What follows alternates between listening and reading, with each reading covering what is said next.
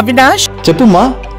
దగ్గరలో ఉన్న మెడ్ప్లస్ కు వెళ్లి మెడ్ప్లస్ బ్రాండ్ మెడిసిన్స్ అని అడిగి కొనుక్కునరా. అక్కడ 50 to 80% తగ్గింపుకు వస్తుంది. మీరు తీసుకునే అదే మందులు, అదే నాణ్యమైన మందులు, కానీ సగం ధరకే.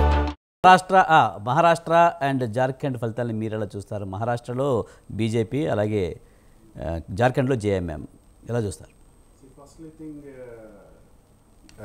Before starting of my debate, ఇందాక సోదరి అక్క గారు మాట్లాడుతూ ఉంటే గొప్పగా వినసంపుగా ఉంది కదా బీజేపీ గురించి మాట్లాడుతూ ఉంటే. Very nice, I appreciate that. Being a female, she is presenting her ideology party. We must proud that కి బీజేపీలో కూడా మహిళలు ఉన్నారు. We must proud that.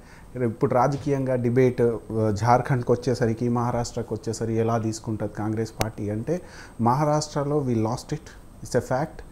దానికి మనం బీజేపీ సోదరికి, బీజేపీ పార్టీకి కంగ్రాచులేషన్ చేద్దాం. చేస్తూ ఓ hope, optimism, we are human being, I'm a proud Congress. ఇందాక అంటున్నారుగా proud BJPian. It's just saying that. ఇప్పుడు వాళ్ళ ఐడియాలజీని బేస్ చేసుకొని తను చెప్తున్నది గొప్పగా ఉంది వినడానికి. Being a Congressi, I'm proud being a Congressi. Why? I believe in satya, ahimsa, sarvodaya principal. Mahatma Gandhi నుంచి దాదాబాయి నైరోజీ వరకు నాటిన పునాదులు ఇవి కాంగ్రెస్లో. ఇది అర్థం చేసుకోవడానికి సత్యాన్ని యాక్సెప్ట్ చేయాలి. అబద్ధాన్ని బేస్ చేసుకొని మందిర్, మస్జిద్, ముజ్రా ఇవి కాదు మాట్లాడాల్సింది. సమాజ సేవకై బయలుదేరినప్పుడు రాజకీయం అనేది మనం సోషల్ వెల్ఫేర్లో పనిచేయాలి. ఆ కోణంలో కాంగ్రెస్ పార్టీ ఈరోజు మా నాయకత్వం రాహుల్ గాంధీ నుంచి సోనియా గాంధీ, ఇక్కడ ఉన్న రేవంత్ రెడ్డి గారు కూడా మాట్లాడారు. మహారాష్ట్ర ప్రజల్ని కన్విన్స్ చేసుకోవాలనుకున్నారు. మా స్థాయిలో ఉన్నట్టు మేము అదానీ, అంబానీ నుంచి క్యాపిటలిస్టులు ఎక్కువైపోతున్నారు, పూంజీపతులు ఎక్కువ ఉన్న దగ్గర వెల్ఫేర్ అనేది ఫంక్షన్ చేయదు అని మేము చెప్పాము. కానీ మేము ఈరోజు మహారాష్ట్రలో ఓడిపోయాము. దానికి బీజేపీకి కంగ్రాచులేషన్. ఓ స్పోర్ట్స్ మ్యాన్ స్పిరిట్లో ఇప్పుడైనా వాళ్ళు గవర్నెన్స్ మీద ధ్యాస పెట్టాలి, దృష్టి పెట్టాలి. గవర్నెన్స్తో పాటు సత్యాన్ని మళ్ళీ ఏది Shiv Sena, how does it related to Eknath Shinde అన్నది కూడా కోణం చూపించాలి. మహారాష్ట్రలో రైతాంగం, రైతులు మెజారిటీలో ఊరి సుసైడల్ ఎందుకు కమిట్స్ అవుతున్నాయి? ఇప్పటికీ మైక్రో ఫైనాన్స్ రూపంలో ఎన్బిఎఫ్సిస్ టార్చర్ ఎందుకు చేస్తున్నాయి మహారాష్ట్రలో? అసలు బీజేపీ అంటే అర్బన్ క్యాంప్లేనా? మహారాష్ట్ర అంటే మీడియం మైక్రో స్కేల్ ఇండస్ట్రీస్కి ఇల్లు, అంటే హబ్ అది నేషన్ మొత్తంలో. ఈరోజు ఎంఎస్ఎంఈలు మొత్తం మూతబడ్డాయి 80 to 90%. ఇది యునైటెడ్ నేషన్ రిపోర్ట్. నేను ఇక్కడ మాట్లాడుతుంది రిపోర్ట్ని బేస్ చేసుకొని ఒక క్రెడిబుల్ ఇన్ఫర్మేషన్ మాట్లాడుతున్నా. నేను ఇలా మాట్లాడట్లేదు ఆదిత్యనాథ్ నుంచి, మోడీ టీ నుంచి, ఇవన్నీ కాదు. సిచ్యువేషన్ ఉన్నప్పుడు, కంటింజెన్సీ ఉన్నప్పుడు నాయకుడు అనేటోడు బయటికి వస్తాడు. అది బీజేపీలో వచ్చారనుకుంటున్నారు, వెరీ నైస్. కానీ information, when you speak there should be A credible information. BJP ఒకవేళ గవర్నెన్స్ చేస్తుంది, అద్భుతంగా పరిపాలన చేస్తుందంటే రూపాయికి డాలర్ వాల్యూ ఎందుకు వీక్ అవుతుంది? ఎందుకు పడిపోతుంది రూపాయి వాల్యూ? మన ఎక్స్పోర్ట్ ఎందుకు తగ్గిపోతున్నాయి?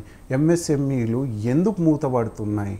హ్యూమన్ ఇండెక్స్ ఏమంటుంది, హంగర్ ఇండెక్స్ ఏమంటుంది? పాకిస్తాన్, బంగ్లాదేశ్ కన్నా అద్భుతం వర్స్ సిచ్యువేషన్లో ఉన్నాము.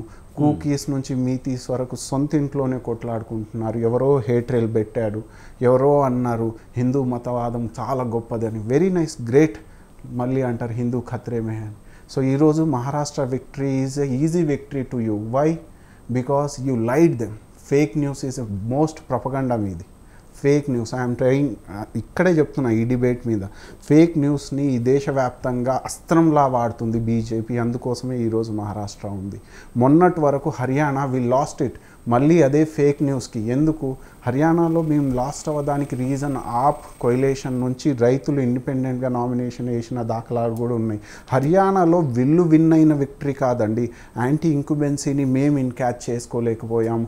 అక్కడ లూజింగ్ మార్జిన్ చూస్తే 200 ఓట్స్ నుంచి 1500 ఓట్స్ మధ్యలోనే ఉంటాయి మా ఎమ్మెల్యేస్. ఓడిపోయినప్పుడు ప్రతిపక్షాలు అలాగే చెప్తాయి. ఫ్యాక్ట్ బేస్ ఇప్పుడు కూడా ఓట్ బ్యాంక్ కూడా చూడాలి. అధికార పక్షం మహారాష్ట్రలో అధికార పక్షం మళ్ళీ ఓటేశారంటే దాని అర్థం ఏంటి? అది బాగా పరిపాలించిందనే కదా.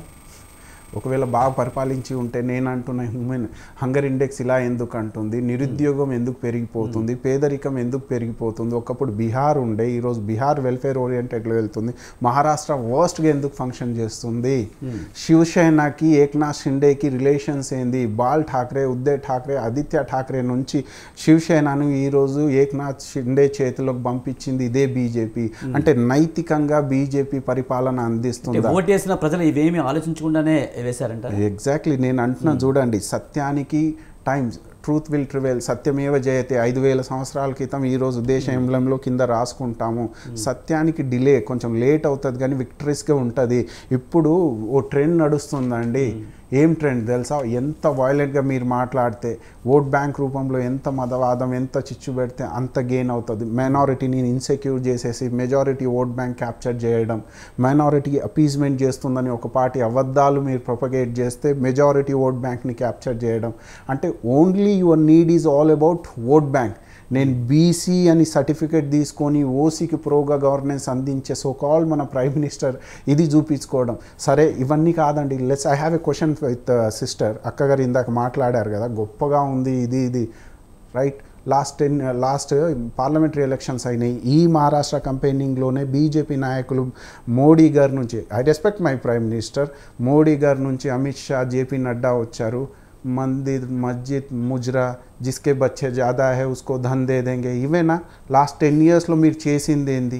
ఎంత మంచి చట్టం తీసుకొచ్చారు మీరు, ఉపాధి హామీలు ఎలా కల్పించారు, ఇన్వెస్ట్మెంట్ ఎంత తీసుకొచ్చారు, ఇవి చెప్పారా ఎప్పుడైనా? మరి ఇవన్నీ మీరు మహారాష్ట్ర ఎన్నికలలో కాంగ్రెస్ ప్రభుత్వం ప్రచారం చేయలేదా? చేస్తున్నాము. మరి చేసినా ఎందుకు ఓడిపోయారు? అదేగా నేను అనేది, సత్యానికి కొంచెం డిలేలో రిజల్ట్ ఉంటాయండి.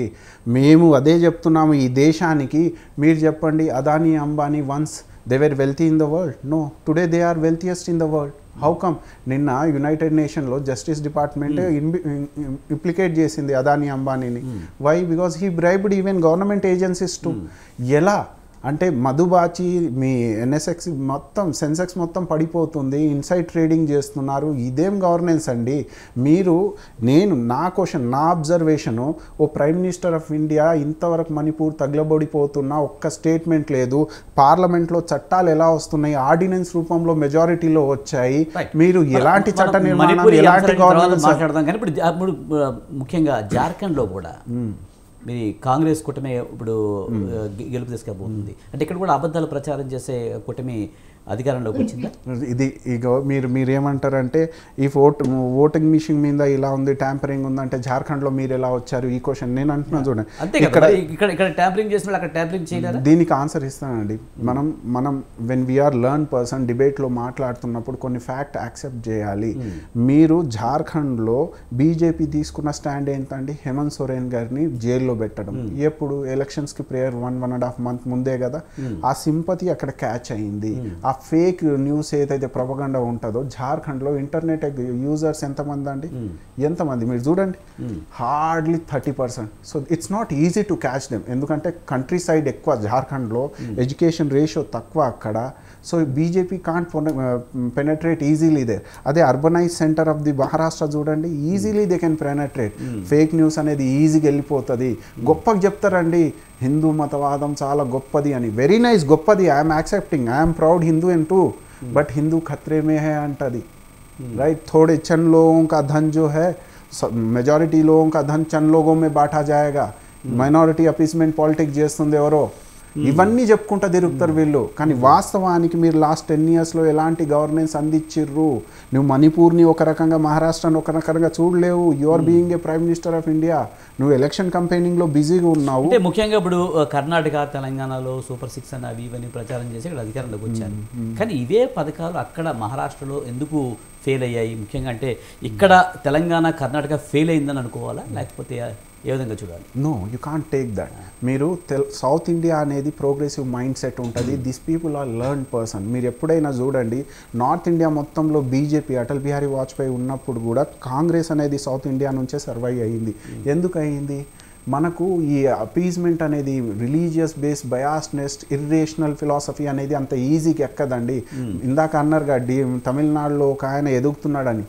ఎదిగినా బీజేపీ అక్కడ మళ్ళీ స్టెబిలైజ్ అవ్వడానికి 100 years కూడా తక్కువనే, 500 years అవుతుంది. ఎందుకంటే it depends on mind set. మన దగ్గర నార్త్ సౌత్ డివైడ్ ఉండండి. ఆ కౌ బెల్ట్ అనేది రిలీజియస్ బేస్ మీద ఈజీగా పెనట్రేట్ అయిపోతుంది, ఈజీగా గ్యాల్వనైజ్ అవుతుంది. దానికి వీళ్ళు అడ్వాంటేజ్ తీసుకుంటున్నారు. ఈ రోజు ఒకవేళ రేవంత్ రెడ్డి గారు 6 గ్యారంటీస్ అని మన కర్ణాటక నుంచి సిద్ధరామయ్య గారు వెళ్ళి చెప్పారు అంటే వాస్తవానికి వాళ్ళు అందించిన గవర్నెన్స్, వాళ్ళు తీసుకోబోయే నిర్ణయాలు చెప్పారు. ఎలా చెప్పారు? మైత్రి క్లినిక్స్ నుంచి 6 గ్యారంటీస్ నుంచి 50,000 ఉద్యోగాల నుంచి 17,000 crores లోన్ వేవర్షిప్ వరకు చెప్పారు. దేశం మొత్తంలో బీజేపీ పరిపాలిత రాష్ట్రంలో ఇంతవరకు రుణమాఫీ జరగలేదు, ఇంతవరకు ఉద్యోగాల నోటిఫికేషన్ ఇవ్వలేదు. ఇది చెప్పండి. ఒకవేళ ఇచ్చిర్రు అంటే పబ్లిక్ సెక్టర్లో ఎన్ని ఎంప్లాయ్మెంట్ జనరేట్ చేసిర్రు? మీరు ప్రైమ్ మినిస్టర్గా అయిన తర్వాత ఎంత ఎఫ్డిఐ తీసుకొచ్చారు? లాస్ట్ 10,000లో 80,000 crore రేవంత్ రెడ్డి గారు ఒక్కరే తీసుకొచ్చారు. మహారాష్ట్రలో లాస్ట్ 5 years నుంచి ఏక్నాథ్ షిండే ఎన్ని ఎఫ్డిఐస్ తీసుకొచ్చారు చెప్పండి? 32,000 crore. This is the benchmark. This is the difference between Congress and BJP.